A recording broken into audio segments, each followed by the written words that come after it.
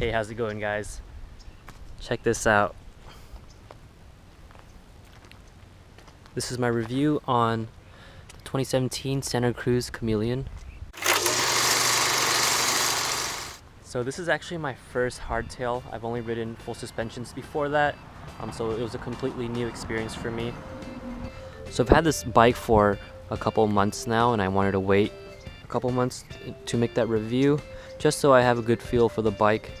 On my first ride for this bike, it was amazing around the corners, going down a hill. It was super fun, super playful, especially with that short chainstay length. But the only thing about this bike that kind of takes away from it is the climbing. Honestly, it's not that great of a climber, because I think most of it is from the heavy wheels and heavy tires. They do come with race face 40s. I believe that's a 40 millimeter internal width, and these tires are actually 2.8 in the front and in the rear, so it's actually pretty wide. I really love the Plus tires.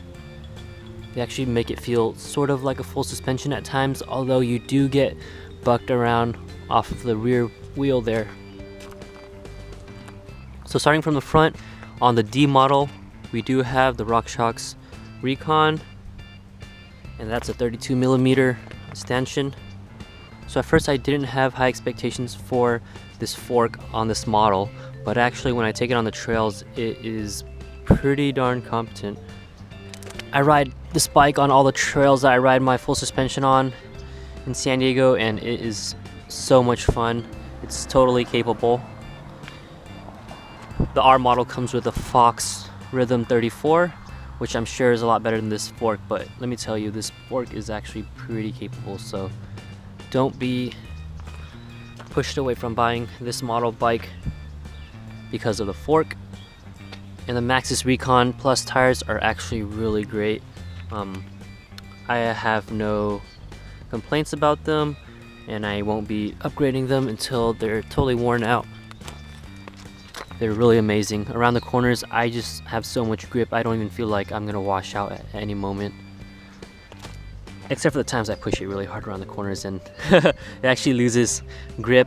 But it's so grippy that you end up catching yourself before falling. And we have the SRAM level brakes here. Really nice brakes. They're a little bit different from XT brakes. XTs actually have a lot of bite when you first press them down. For the level brakes, you actually kind of have to modulate and push them down really hard for it to really stop you, but that's kind of good if you're trying to feather your brakes on the trails. I mean, that's really helpful for me anyways. So in the back here we have the SRAM NX 11-speed group set coupled with a race face 30 tooth chain ring up front, and honestly I think it's a really good gear ratio for this bike. I can climb literally anything with the 30 tooth in the front with the 42 in the back there. Also for climbing, I know I said it kind of sucked, but it's actually really good on technical climbs just because the front tire is so fat that you can pretty much get grip on everything, and the rear tire doesn't slip around as much as a skinnier tire, but it is a little bit heavier, so you got to put a little bit more effort getting up those technical climbs. So I got the DNM dropper seat post here. It's a 120 millimeter drop. I actually got it for only $140 off of Amazon, and it's one of the best dropper seat posts for the money in my opinion. I had a RockShox Reverb before, but I didn't like it all that much just because it had to be bled and there was a lot of maintenance with it. It actually stopped working for me after a year. So this one's been holding up really well. I've had it for 6 months and it feels just like it did when I got it new. And down here I have the straight line pedals.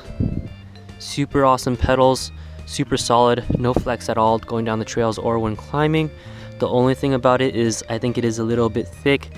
I think I'd prefer a lower profile pedal for my next bike or my next pedal purchase. I do get a lot of pedal strikes on here, and this is just from a couple months of riding. I've hit some rocks pretty bad, but I think that's honestly my fault for pedaling when it gets pretty technical. But yeah, they're really nice pedals. And one of the best features of this bike is the paint scheme, or the color scheme. I just love this olive green with the purple decals right in the middle. I think that's one of the best paint jobs Santa Cruz has done for their bikes. I really do enjoy the Bronson colors as well. Before 2018 actually. Alright, and that's all guys. I hope you enjoyed my review for my Santa Cruz Chameleon. I really hope you guys find one and make that purchase, because you won't regret it. It's a really good bike.